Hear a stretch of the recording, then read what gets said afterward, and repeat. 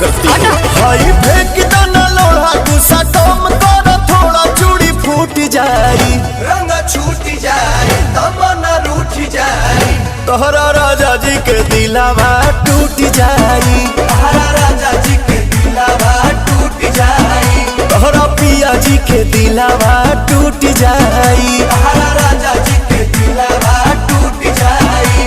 हमारा बाबू नहीं बाबू नहीं बाबू नहीं